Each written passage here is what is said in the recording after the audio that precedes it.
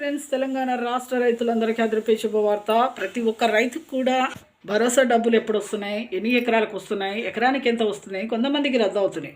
మరి ఎందుకు రద్దు అవుతున్నాయి? అలాగే కొంతమందికి రుణమాఫీ డబ్బులు కూడా ఎన్ని లిస్టుల వరకు, మరి 2 లక్షల లోపు వస్తున్నాయా లేవా, ఎన్ని లిస్టుల వరకు వస్తున్నాయి, ఎందుకు రావట్లేదు, కొంతమందికి రద్దు అవుతున్నాయి రుణమాఫీ.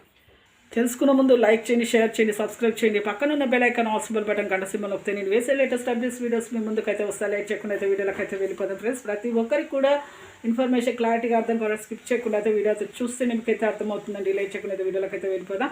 ఇక ప్రతి ఒక్కరు కూడా ఎకరానికి 7,500 చొప్పున రైతు భరోసా డబ్బులు, ఇప్పుడు రైతు బంధు డబ్బులు రైతు భరోసాగా అయితే పేరు మార్చారండి. ఎకరానికి 7,505 రూపాయలు అయితే వస్తున్నాయి. ప్రతి ఒక్కరికి కూడా 5 నుంచి 8 ఎకరాలు అయితే వస్తున్నాయి. 10 ఎకరాల లోపు అయితే వస్తున్నాయి. కొంతమందికి రావట్లేదని కంగారు పడుతున్నారు. రావట్లేదని కంగారు పడే అవసరం లేదు. రాళ్ళు రప్పలు గుంటలు లేకుండా చూసుకోండి. పొలాన్ని సాగు చేస్తే ఖచ్చితంగా అయితే వస్తాయి. అలాగే మీరు 10 ఎకరాల లోపు అయితే వస్తాయి. కొంతమందికి ఆధార్ కార్డుల పేరు, మీ బ్యాంక్ అకౌంట్ పేరు కూడా సరిగ్గా ఉందా లేదు చూసుకోండి.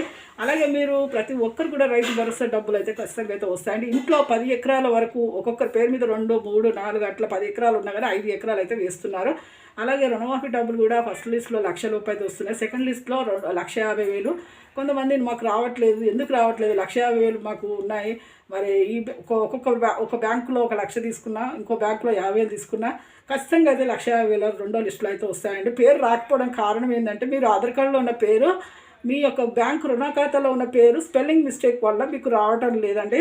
మీరు మార్చుకోండి, చేంజ్ చేసుకోండి. మళ్ళీ రైతు భరోసాకి అప్లికేషన్ అయితే పెట్టుకోండి. వాళ్ళు కూడా వేస్తామన్నారు. రేషన్ కార్డు కూడా ఉండాలండి. రేషన్ కార్డు ఎందుకంటే వీళ్ళకు ఎంతమందికి ఎన్ని ఎకరాలు ఉన్నాయి, ఎంత అమౌంట్ తీసుకుంటున్నారు అనేది తెలుస్తుంది. వాళ్ళకు కూడా ఇన్ఫర్మేషన్ అది కూడా ఉండాలి. అలాగే మూడో లిస్టులో 1,50,000 పైన ఉన్న వరకు మూడో లిస్టులో అయితే ఖచ్చితంగా అయితే వేస్తామని చెప్పడం జరిగింది. కంగారు పడే అవసరం లేదు, ఆందోళన చెందే అవసరం లేదు. ప్రతి ఒక్కరికి కూడా వేస్తామని చెప్పడం జరిగింది మన సీఎం గారు రేవంత్ రెడ్డి గారు. లైక్ చేయండి, షేర్ చేయండి, సబ్స్క్రైబ్ చేయండి, ఎంపీసీ లింక్ అయితే చేసుకోండి.